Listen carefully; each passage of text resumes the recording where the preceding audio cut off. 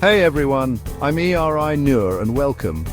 Today we're diving into a fascinating demographic phenomenon, countries with more women than men. We often hear about societies skewed towards more men, but the reality is, it's not always a straightforward equation. While extreme gender imbalances are rare, some nations do have a noticeable female majority. Now, before we jump in, it's important to remember that demographics are complex. A million factors influence these numbers, from migration patterns to healthcare systems to cultural norms. We're not here to make sweeping generalizations, but rather to explore these trends, understand their potential causes, and consider their societal impact. So, grab your metaphorical map and your curiosity, because we're about to embark on a global journey exploring the whys and hows of places where women outnumber men. Let's dive in.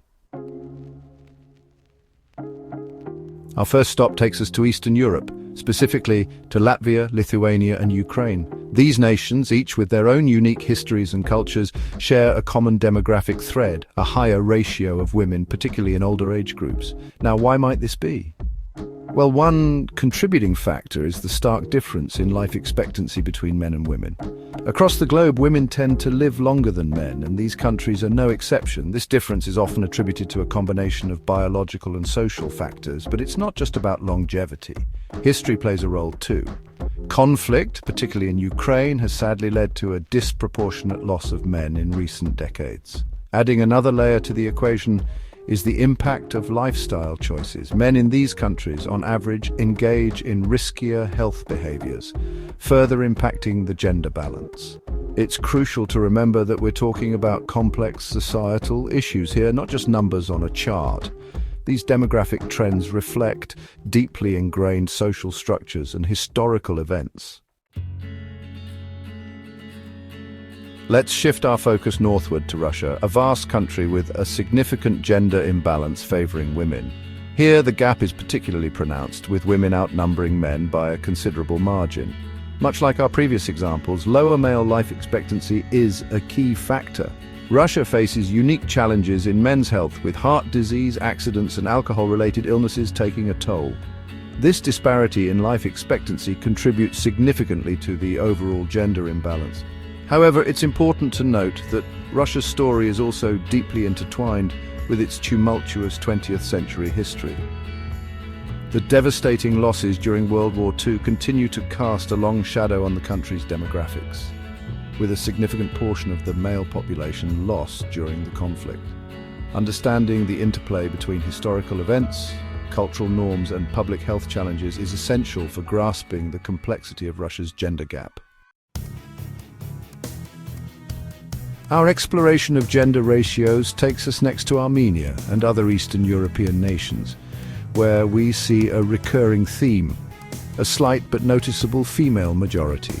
While the gap might not be as pronounced as in Russia or Ukraine, it's still significant enough to warrant attention. Once again, male mortality rates play a role. However, in this instance, emigration also emerges as a contributing factor. Economic opportunities and political climates often lead men to seek work abroad, leaving behind a population with a higher proportion of women. This trend of male emigration, often driven by necessity, has social and economic implications that extend far beyond simple population numbers. It impacts family structures, workforce dynamics, and even cultural practices within these countries. As we delve deeper into this topic, it becomes evident that unraveling the intricacies of gender ratios requires a nuanced understanding of not just demographics, but also the historical, economic, and social forces at play. Our final stop takes us to a different part of the world, to island nations like Curacao and Martinique. Here we encounter a unique scenario where small populations and specific social structures create environments where women often outnumber men. One contributing factor is, once again, the difference in life expectancy. Women in these islands, on average, tend to live longer than men. However, another element comes into play: migration patterns. In many island nations, men often leave to seek work or educational opportunities elsewhere, resulting in a higher proportion of women remaining on the islands. This trend, while influenced by economic realities, also intersects with cultural norms and family structures. It's fascinating to see how even in seemingly isolated pockets of the world, global trends and local dynamics intertwine to shape demographic patterns. Thanks for joining us on this journey through gender ratios around the world. From the plains of Eastern Europe to the shores of Caribbean islands, we've seen how a seemingly simple statistic, the balance between men and women, can reveal so much about a society's history, culture and challenges. Remember, demographics are never just numbers on a page. They represent real people, each with their own story, dreams and struggles.